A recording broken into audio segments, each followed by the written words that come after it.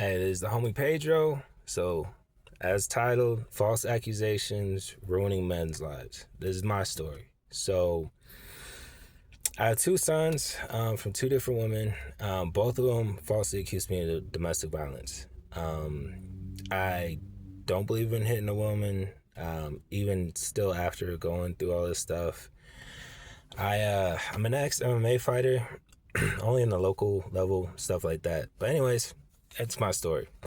So first time I got accused of domestic violence was my first son's mom. Um, I didn't even know until I went about trying to get custody. She lives on the Navajo reservation. I live in Salt Lake City. Called to see about that, and then because he had to call a tribal lawyer, it's totally different.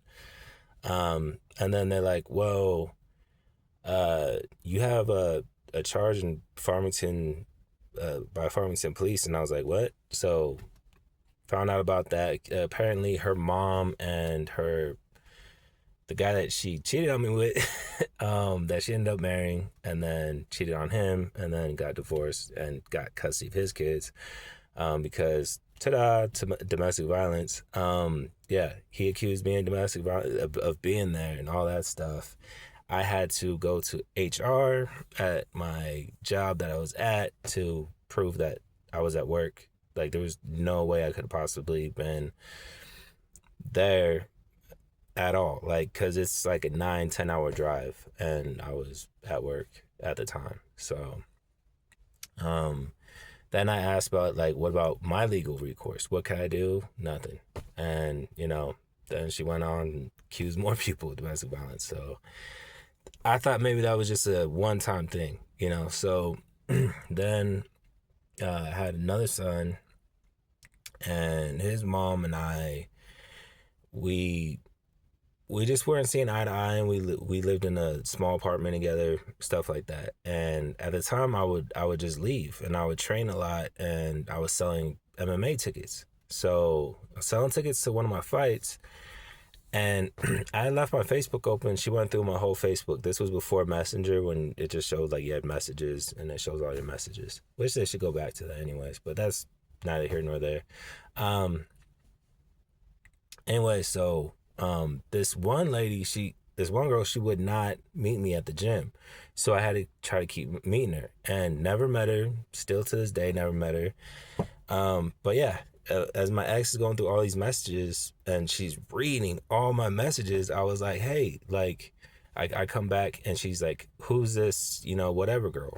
And I'll just say Sam because that's her name. She's a freaking bitch for even doing this. Is I don't see how someone could just try to ruin someone else's relationship by just being like, yeah, I slept with him. Like, some women are brutal, because I've seriously never met this girl. So my ex comes at me with a knife, which, by the way, any girl that puts your hands on you, guys, leave that relationship. Leave, because that means she doesn't value you as a person and never will. So at the time I didn't know that, I just thought it was normal. But anyways, she came with a knife. I grabbed one wrist, then I grabbed the other wrist that's punching me, and then she kicked me in the nuts. And then I pushed her away from me, and I punched my own TV, and then I left. And it was an apartment complex, so I go to my friend's house, and we start drinking and stuff, and I'm just like decompressing. Figure out I'll go back in like 4 or 5 hours, nothing too bad. And he's like, no, you don't know. This is Layton. Like, the cops out here are crazy. At the time I was living in Layton, and the cops are crazy. They made national news. One of them was dragging a nurse down the hallway, stuff like that. You can just look up Layton Police Department on YouTube, and yeah, or a cop dragging a nurse down hallway. Um, anyways, of course, after finishing this, um, so that happened, and I go to jail. Oh yeah, by the way, when I was leaving, I forgot this part. I was leaving after I punched my TV. She's like, "No, wait, stop!" And I look, and there's no knife. Like, she has a knife on the ground. She's coming up to hug me. She puts her arms around me, and she bit me in back my, like, between my shoulder blades. And I was like, "What the hell?" So the cops even photographed that, and she didn't get any domestic violence. I'm the only one that got domestic violence. They said domestic violence, destroying property. and threatening violence. Like I was intimidating her by doing that. And I was like, no, I was just reacting. Like I was mad. It needed to go somewhere. I didn't hit her. I broke my own shit. And then I end up in jail for 28 days. They usually do a 2 week hold, or they might extend another 2 weeks. And then I ended up going to these domestic violence classes. And even going to domestic violence classes, like this was pre-trial because I was just like seeing what's going on. They finally dismissed the charges because when I was going to domestic violence class, the therapist said that I was the victim in all of this. But it's still on my record because anytime that, at least in the state of Utah, anything you get booked on is on your record unless you can get it expunged. So I have a robbery from the past, which I did do, and yeah, that was 100% me. I did a beer run, went bad, assaulted the worker, did 120 days in jail. It was very dumb. 16 years ago. Since then, I've cut down drastically on drinking. I hardly ever drink.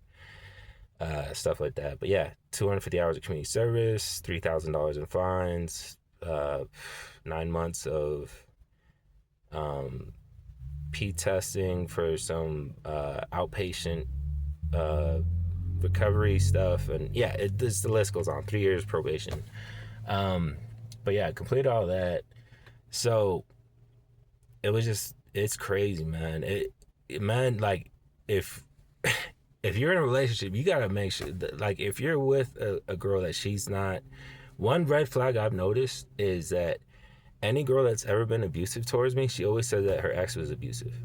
And so it's almost like they're giving their game plan away. Like that is one big red flag. Or not having a father figure. Like the one that rushed me with a knife, she didn't have a father figure. Like her dad, was strung out on drugs. And then I look, and the dad's really not that bad of a guy. But her mom is just a nightmare. And so she was learning everything she learned from her mom, and then not letting the dad be in the picture. And then it turns out that the person she thought was her dad the whole time, he's not even biologically her dad. He's Japanese. My son has no Japanese in him. And so when I told her that led to another argument. I was like, look, like your dad's not your dad. Like he's Japanese. You're not, like, so there's only one conclusion. You know what I mean? And so that turned to an argument, which then she called the cops, and then I ended up in jail again. Second time being accused of domestic violence. Get taken away from my son, charges get dismissed, and meanwhile, my son, he was 4 years old at the time. He's 11 now, but at the time he was 4 years old, and the amount of pain and worry that goes through, because it's like each time you get locked up, mind you, I'm losing my job each time, so I have to find another job, and because no job's really gonna hold you unless you're with a union. They're not gonna be like, oh, okay, well, you're on a no bail. I don't know how long you're gonna, like, unless you know the owner or something like that, you're not gonna have a job. So you gotta, relocate, do all that stuff, and it's difficult. So these things have repercussions beyond just the initial jail time, and then the pointless domestic violence classes that tell you to argue because it's healthy. However, you can go to jail just for arguing. They call it domestic violence, and then they'll put criminal mischief right next to it, which could mean anything. Let's see. Both my sons were alienated from me for 6 years. And in that 6 year period, I don't know why, it was just like 6 years is a weird number, just coincidence. But yeah, during both those times, it gets very lonely. I mean, with my younger son, I was in his life his whole 4.5 years, and then only recently did she reach out to me. About 6 months ago. No, 5 months ago. So yeah, 5 months ago. So since then, I've been seeing him every weekend. But I make sure it's in a public place, because with her, I went to jail 6 different times on domestic violence. 6 times. One time I broke my own door to get in. This is after I got hit by a car. She was mad that I called an ambulance to get picked up. I tried to wait it out, and I just couldn't. I couldn't. I I waited like 4 days. I wasn't healing up, and yeah. So then I wobbled back from the hospital. They said there wasn't really anything they could do. Give me some pain meds, stuff like that. And then she locked me out. And this is wintertime too. Um, so then I just decided I couldn't live with her, and I was tired of constantly having to change jobs. I became homeless, and then I worked construction to get off my feet. So, but being homeless, that in itself is like some crazy PTSD. So, like, same with being in an abusive relationship. If you're falsely being accused of domestic violence, you're in an abusive relationship. You're being abused. She's abusing the system, and the system's abusing you. And I always thought that you had to have like been there to and like hit somebody to get a domestic violence charge, but that's just not true. It's just not. There are so many men locked up for domestic violence, and then not even worse is the SA, like that stuff. Um, I knew a guy while I was homeless. This is while I was homeless, and I was working. So I worked at this construction site down like a block away from where I would sleep, and and then eventually got my feet. Like coworkers were cool, let me sleep at their house and stuff. Crash on the couch. But anyways, this guy he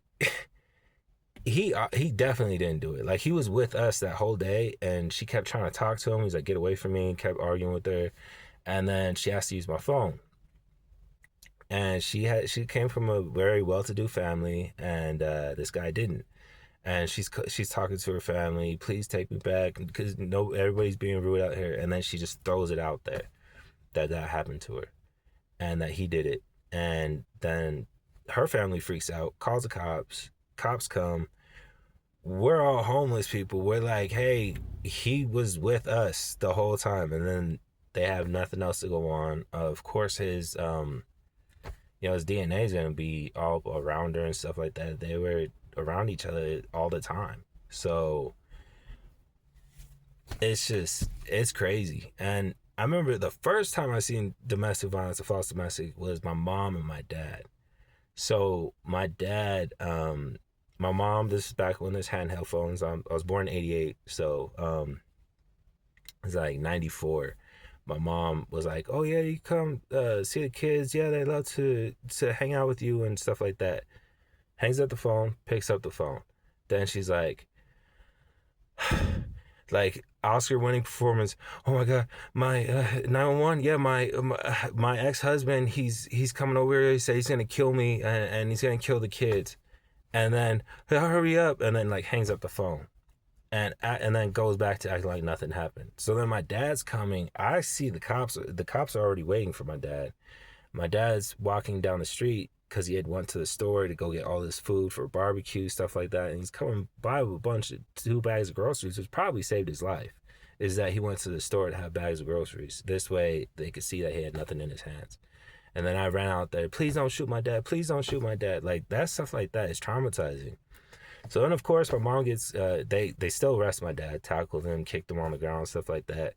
And then my mom got custody. And I have 2 older brothers, 2 older sisters. I'm the only one that went to go live with my dad when I was 16. And I'm also the only one that graduated high school. And I have a older sister that she's not on drugs, and then I'm not on drugs. But the rest of my family, they are. Like all of them. Not my dad and not my older sister. But it's crazy. And a lot of it's trauma from not. I honestly think if I would have stayed and lived with my mom, I probably wouldn't even be here.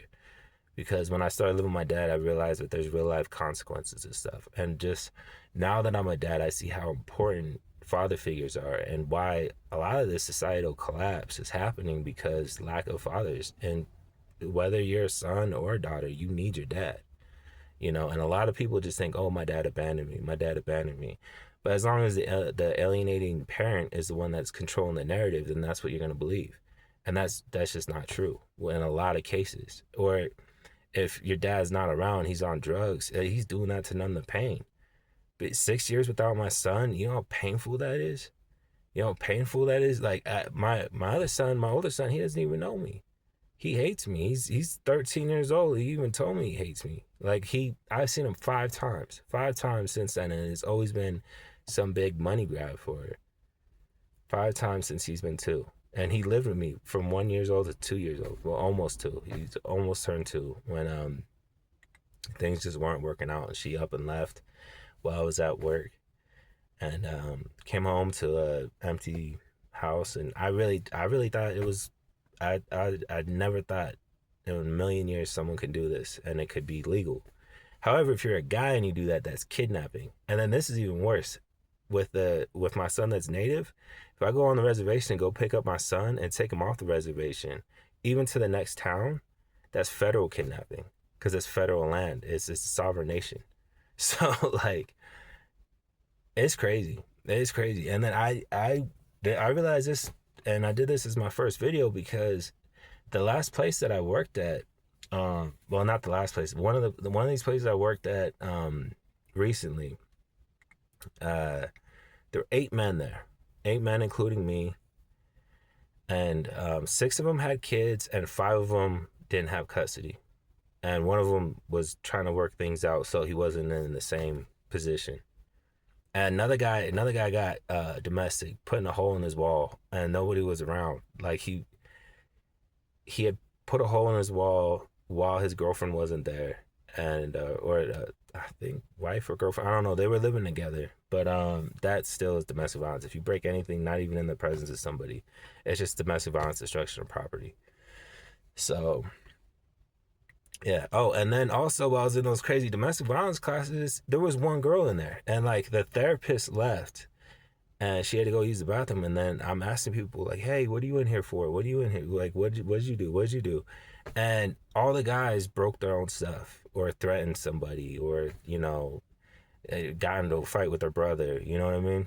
And the girl, she was all real smug, and she's like, "Yeah, I attacked my piece of shit boyfriend and stuff like that," while he was cuffed in front of the cops. So he's being detained on a sidewalk, and she's assaulting him, and and I'm thinking like, damn. And then I was just laughing. She's like, what are you laughing about? Like getting like you know all up in my face. And I was just like, man, if that was any of us dudes up in here, we'd be in prison. We would be in prison. We wouldn't be in some class. So there's definitely a double standard. So to any woman out there that might be watching this, don't think it's funny to falsely accuse somebody or something, or to deprive your son of his father, your daughter of their father, and don't do it out of spite. If you're doing it to protect your life, I get it. There are crazy people out there, but by far and large, I would say majority of domestic violences, by the way, which are they're the ones that get cops killed the most, is domestic violence calls. So you're threatening. You don't know what a cop's gonna do. A cop might come and shoot any member that's in your household because they're going in high adrenaline. They don't know, if this is a first contact. They don't know who's in the house. They don't know the layout of the house. They don't know what kind of drugs somebody could be on. They don't know if they carry weapons. I Right now I'm a wildland firefighter. I have a lot of cop buddies, and I never would have thought that would have ever happened, but they tell me all the time they're tired of these domestics. They're tired of these domestics. So it's like, it is what it is, But yeah, I just want to let that resonate with people. And guys, again, if you're in a relationship, woman calls cops on you, leave. Just leave. If she's willing to do it once, leave. And as bad as it sounds, seriously, if a girl tells me that something happened to her, or some guy beat her or something like that, or ex was abusive, I see that as a red flag. I really do. I'm never on the side of like, oh my gosh. Once they say that, then the gears start turning. I'm like, I could be next. I could be the next guy that, like she'll just abuse me and then call the cops, say I abused her, you know. I mean, women know how to play the system. I'm just being real. I mean, that's why you see so many times it goes to family court. They already set it up because they learned from their mom who did it to their dad. Like, it's a generational curse. And yeah, anyways, it's 20 minutes, man. That's a long time. So let y'all go about your day. One love. Peace out. Stay safe. Pedro the homie signing out. Till next time. Peace.